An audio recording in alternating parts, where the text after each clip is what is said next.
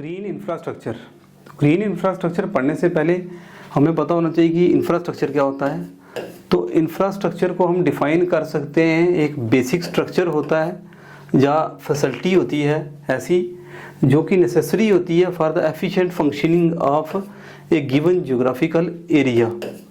कोई एक एरिया है, वहाँ पर किसी तरह का हम स्ट्रक्चर बनाते हैं और उस स्ट्रक्चर को जो है यूज़ करते हैं बहुत सारे बेनिफिट के लिए, चाहे उसको रहने के लिए कर रहे हैं, बाकी किसी काम के लिए कर रहे हैं। तो इस तरह का जो स्ट्रक्चर होता है उसको बोलते हैं इंफ्रास्ट्रक्चर। किसी तरह का भी ज्योग्राफिकल एरिया, जैसे कहीं जगह पर जहाँ रोड बना दी तो वो भी इंफ्रास्ट्रक्चर का हिस्सा है, कहीं जगह पर ब्रिज बना दिया तो ज्योग्राफिकल एरिया है, लेकिन उसको हम यूज़ कर रहे हैं प्रॉपर फंक्शन एफिशिएंट फंक्शनिंग के लिए।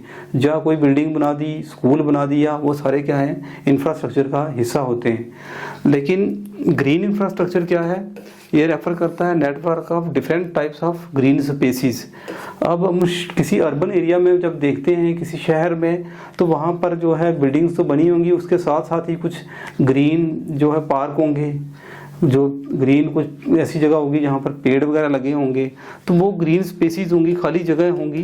तो क्या करते हैं वो मल्टीपल उसके जो है वो एरिया के जो है हम मल्टीपल बेनिफिट्स ले सकते हैं, वो हमें गुड्स और सर्विस प्रोवाइड कर सकते हैं वो एरियाज़ स्पेशली। तो उन ग्रीन एरियाज़ को और जो खाली स्पेसीज हैं वहाँ उनको हम यूज़ कर सकते हैं प्रॉपर।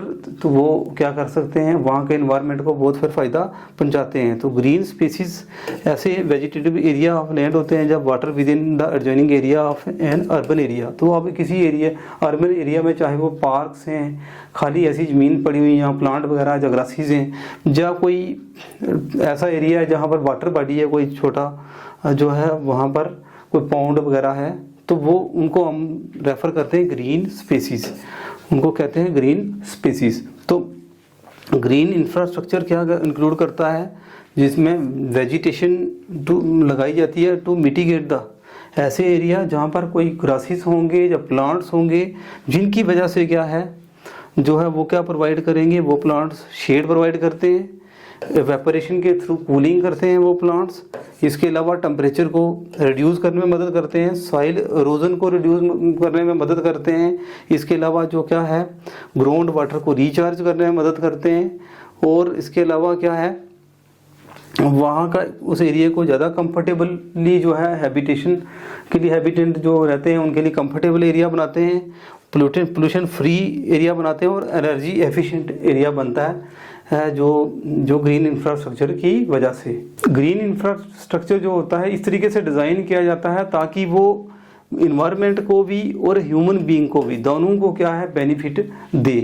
तो ग्रीन इंफ्रास्ट्रक्चर जो है इसमें कुछ वैरायटी ऑफ एलिमेंट्स होते हैं जो कि ग्रीन इंफ्रास्ट्रक्चर के हिस्सा होते हैं। तो उसमें एक है रेन वाटर हार्वेस्टिंग। किसी भी अर्बन एरिया, क्योंकि जो ग्रीन इंफ्रास्ट्रक्चर है वो ज़्यादातर आजकल अर्बन एरिया के साथ जुड़ा हुआ है, ऐसी अर्बन डेवलपमेंट हम करना चाहते हैं फ्यूचर के लिए, जिसमें कि जो है अर्बनाइजेशन तो हो रही है, लोग सिटी की तरफ मूव भी हो रहे हैं, बिल्डिंग्स भी बन रही हैं और डेवलपमेंट भी हो रही है।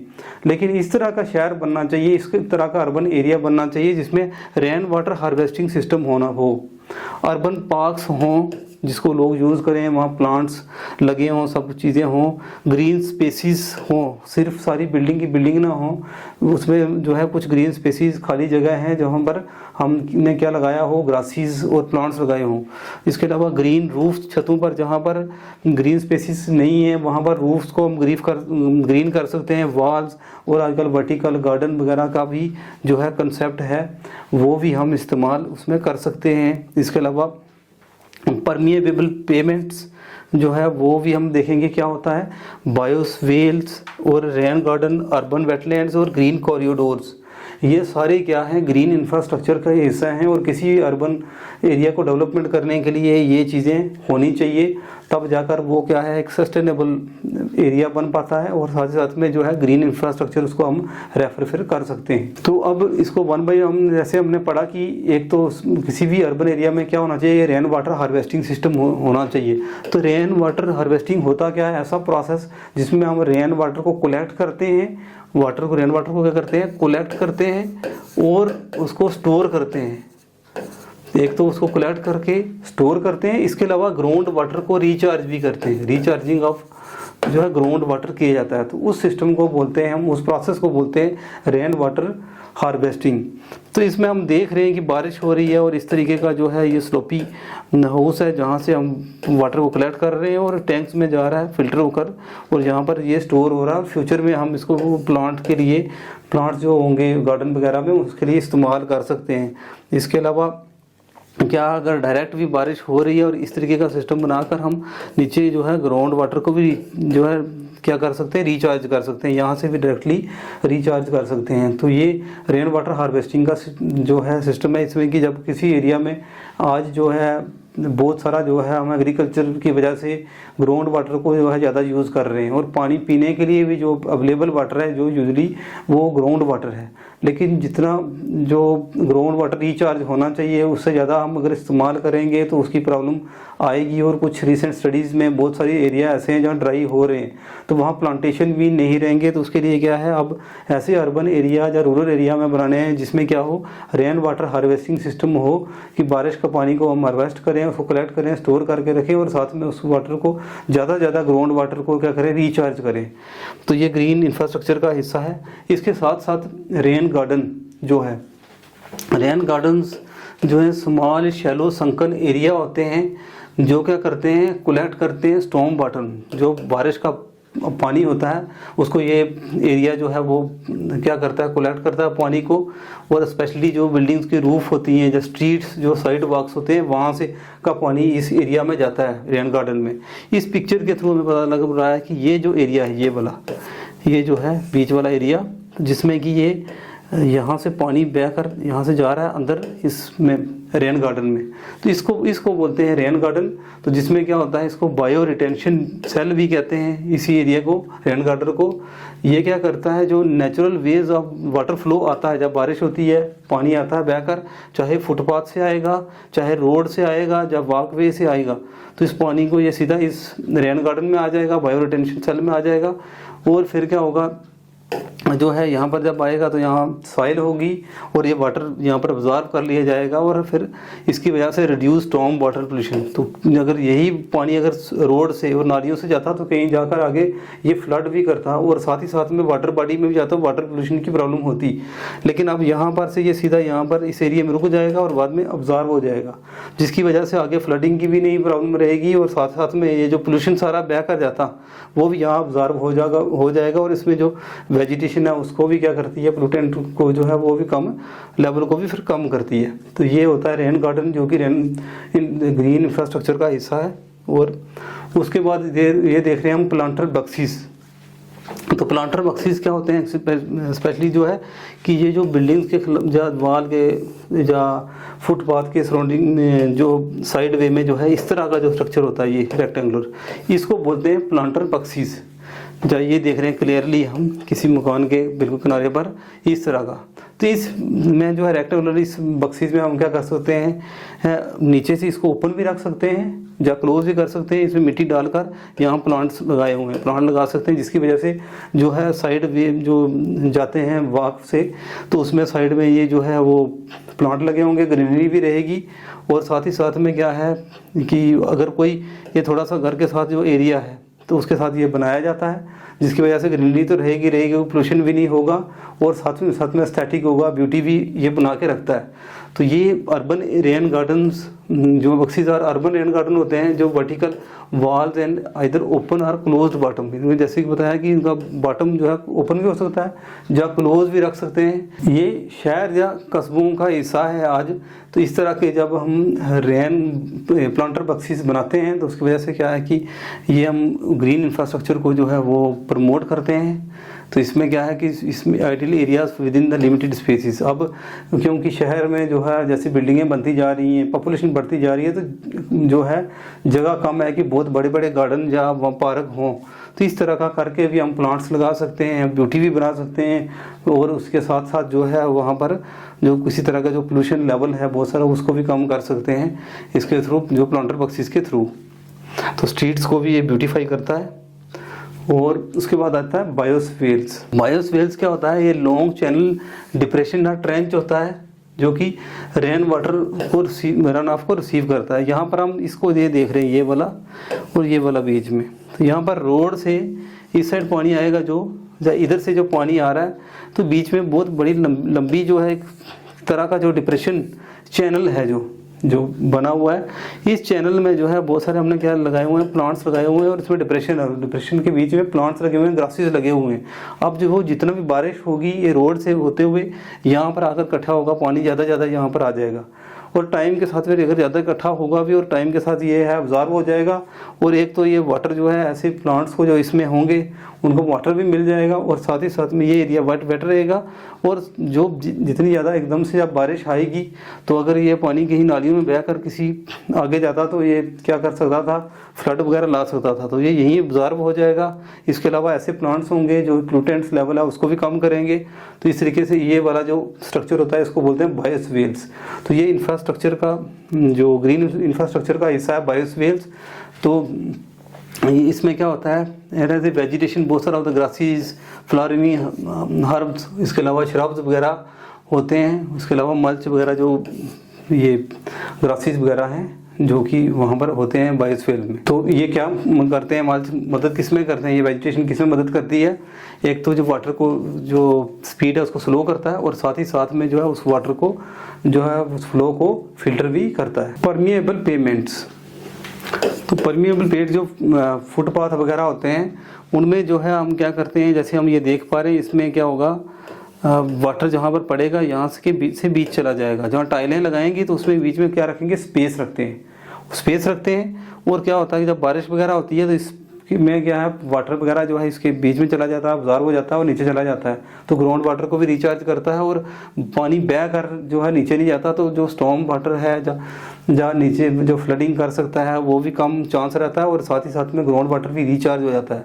तो इस तरह के पेवमेंट बनाकर, फुटपाथ बनाकर, जिसमें कि इसमें जो है स्पेसिंग करके टाइल्स वगैरह में, और यहाँ पर भी हम देख रहे हैं कि जब स्पेसिंग की है तो यहाँ पर ग्रास भी लगा हुआ है। तो ये चाहे जहाँ पर गाड़ी हम पार्किंग करते हैं वहाँ पर, जहाँ फुटपाथ वगैरह पर, इस तरह के पेमेंट्स बनाकर भी हम क्या कर सकते हैं, एक तो वाटर को जो है जो फ्लो करके सीधा जाता है और फ्लडिंग वगैरह को रोक सकते हैं। साथ ही साथ में ये ग्रीन इंफ्रास्ट्रक्चर का जो है हिस्सा है, मॉडर्न टेक्नोलॉजी का हिस्सा है। ग्रीन स्ट्रीट्स एंड एलाइज, जो अर्बन एरिया में कुछ गलियां वगैरह होती हैं, स्ट्रीट्स होती हैं, उनको भी क्या कर सकते हैं, हम ग्रीन बना सकते हैं। और उसके लिए जैसे कि हमने पहले ही पढ़ा कि जो पेमेंट्स होते हैं, परमिएबल पेमेंट्स उन गलियों में लगा कर सकते हैं, टाइल इस तरीके से लगाकर, बायोस्फीयर्स लगाकर, जैसे हमने पढ़ा कि बीच में ऐसी स्पेसीज जहाँ पर खाली जगह है वहाँ पर क्या कर सकते हैं, वो ये वाला भी बना सकते हैं, प्लांटर बक्सीज भी बना सकते हैं। जब बायोस्फीयर्स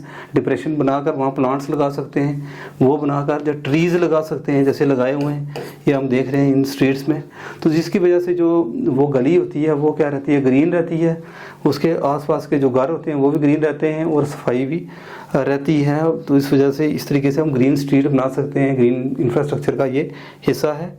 उसके अलावा जो है ग्रीन पार्किंग में क्या है कि जहाँ पार्किंग ऐसी जगह होती है जहाँ पर हम गाड़ियाँ वगैरह पार्क करते हैं, तो जहाँ गाड़ियाँ पार्क करते हैं वहाँ पर एक तो अगर ट्रीज़ लगाए होंगे हम उसके साथ साथ लगाए होंगे तो गाड़ियाँ जो हैं गर्म नहीं होंगी, डायरेक्ट सनलाइट नहीं पड़ेगी तो कूल रहेंगी। एक तो ये चीज़ है। इसके अलावा क्या कर सकते हैं, उन वहाँ पर गाड़ियाँ जहाँ हम लगाते हैं वहाँ पर परमिएबल पेमेंट्स भी बना सकते हैं। जैसे हम देख रहे हैं, जैसे पड़ा हुई पेमेंट्स, तो यहाँ पर क्या है कि स्पेसिस टाइल में रखकर, तो यहाँ ग्रासेस भी निकल आए हैं, और साथ में बारिश होगी कुछ भी होगा तो पानी जो है यहाँ पर ही नीचे चला जाएगा, तो पानी इकट्ठा नहीं होगा, तो वो वाटर में जो है वो नीचे सिंक कर जाएगा। इसके साथ साथ ही क्या है कि रेन गार्डन भी बना सकते हैं, बायोस्फीयर्स वगैरह जो है इस ग्रीन पार्किंग में हम बना सकते हैं। बहुत सारी चीज़ें जो कि हमने पहले पढ़ी वो एलिमेंट सब यूज़ करके जो है ग्रीन पार्किंग तैयार कर सकते हैं, फिर वहाँ पर हम गाड़ियों को लगा सकते हैं। नेक्स्ट आता है ग्रीन रूफ। तो ग्रीन रूफ्स वहाँ पर ज़्यादा इफेक्टिव होते हैं जहाँ पर ज़मीन जो है वो नहीं होगी अवेलेबल ज़्यादा कि वहाँ पर गार्डन या पार्क बना सकें, तो वहाँ पर हम क्या कर सकते हैं, प्लांट्स लगाकर वहाँ रूफ को ग्रीन कर सकते हैं, उसके ऊपर जो है लगा सकते हैं ग्रासेस वगैरह, तो इसको बोलते हैं ग्रीन रूफ, जिसकी वजह से टेम्परेचर भी ज़्यादा नहीं बढ़ेगा और हाउस भी क्या रहता है वो भी कूल रहता है। इसके अलावा जो है अर्बन ट्री कैनोपी हम अक्सर देखते हैं बहुत से शहरों में कि रोड के किनारे जो है वो ट्रीज़ लगे होते हैं, इधर रोड से इधर के रोड के। तो इसकी वजह से क्या है, एक तो उस एरिया में जो गाड़ियाँ निकल के जाएंगी तो उसमें जो ये ट्रीज़ हैं उस पोल्यूटेंट लेवल को, चाहे वो नॉइज़ पोल्यूशन हो या एयर पोल्यूशन हो, उसको कम करने में मदद करते हैं, उसको कम करेंगे। साथ ही साथ में एरिया जो है वो कूल रहता है और टेम्परेचर इस एरिया में जो है 2-4 डिग्री जो है वो कम ही होगा बाकी एरिया से जहाँ ये ट्रीज़ लगे होते हैं। तो ये इसके अलावा जो है लैंड कंजर्वेशन भी जो है ग्रीन इंफ्रास्ट्रक्चर का हिस्सा है, जिसमें कि हम एक पिक्चर से देख पा रहे हैं कि ये कोई वाटर बॉडी थी जो कि इतनी एस्थेटिक या ब्यूटीफुल नहीं हुई होगी, लेकिन क्या है कि इसको हमने डेवलप कर दिया, तो इस तरीके से बना दिया वाटर बॉडी को, जिसकी वजह से अब लोग यहाँ विजिट करते हैं, आते हैं, एक जो है पिकनिक स्पॉट बन गया है। तो इस तरीके से हम लैंड को कंजर्व कर सकते हैं। कोई ऐसा एरिया है जो ब्यूटीफुल नहीं है उसको ब्यूटीफाई कर सकते हैं, वो ऐसे ही पड़ा हुआ है, वेटलैंड है, खड्ड है, तो उसको हम इस तरीके से बनाकर उसको हम यूज़ कर सकते हैं। तो उसको बोलते हैं लैंड कंजर्वेशन। अब क्या है, कुछ की जो एस्पेक्ट्स हैं ग्रीन इंफ्रास्ट्रक्चर के, जब हम कह सकते हैं कुछ की बेनिफिट्स जो ग्रीन इंफ्रास्ट्रक्चर के हैं, उसमें एक तो है स्टॉर्म मैनेजमेंट। जैसे कोई फ्लड वगैरह आता है उसको प्रॉपर मैनेजमेंट कर सकते हैं जब हम ग्रीन इंफ्रास्ट्रक्चर जो है को प्रमोट करेंगे, उसको बनाएंगे उसे। तो ग्रीन इंफ्रास्ट्रक्चर क्या करता है, यूटिलाइज करता है नेचुरल फीचर्स, जैसे कि हम क्या करते हैं ग्रीन इंफ्रास्ट्रक्चर में रेन गार्डन बनाते हैं, बायोस्फीयर्स बनाते हैं, जब परमिएबल पेमेंट्स बनाते हैं। तो ये क्या करते हैं, जो स्टॉर्म वाटर होता है उसको कैप्चर भी करता है और ट्रीट करता है वाटर रन ऑफ को। इसकी वजह से जो रिस्क ऑफ फ्लडिंग है वो कम हो जाता है और वाटर की क्वालिटी भी जो है वो इम्प्रूव होती है। इसके अलावा अर्बन हीट मिटिगेशन, जो शहरों में बहुत ज़्यादा गर्मी की प्रॉब्लम रहती है, तो अगर ग्रीन इंफ्रास्ट्रक्चर को हम क्या करेंगे, इस्तेमाल करेंगे, बनाएंगे, तो उसकी वजह से बहुत सारा जो गर्मी के रिलेटेड जो टेम्परेचर बढ़ता है उसको भी हम क्या कर सकते हैं, काफ़ी हद तक जो है कंट्रोल कर सकते हैं टेम्परेचर को। तो इसमें जो है ऐसे भी प्लांट्स जो हैं वो मदद करते हैं टेम्परेचर को रिड्यूस करने में। तो trees, garden, roof, park providing जो है ये क्या करते हैं, शेड करते हैं। अगर ट्रीज़ लगे हुए हैं कहीं तो वो क्या करते हैं, शेड प्रोवाइड करते हैं। इसके अलावा कूलिंग करते हैं, बाई वेपरेशन करते हैं। जब ट्रांसपिरेशन करते हैं तो एरिया भी क्या होता है, कूल होता है।